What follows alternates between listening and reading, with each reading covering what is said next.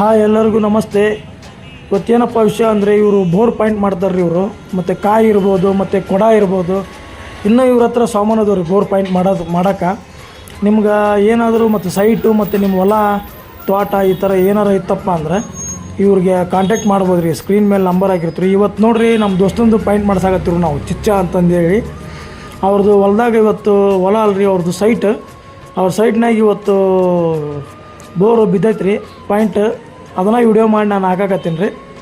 ಎಲ್ಲರೂ ನಿಮ್ಗೆ ಏನಾರ ಇವ್ರು ಕಾಂಟ್ಯಾಕ್ಟ್ ಬೇಕಪ್ಪ ಅಂದ್ರೆ ಇವ್ರ ನಂಬರ್ ಹಾಕಿರ್ತೀನಿ, ಕಾಲ್ ಮಾಡಿರಿ.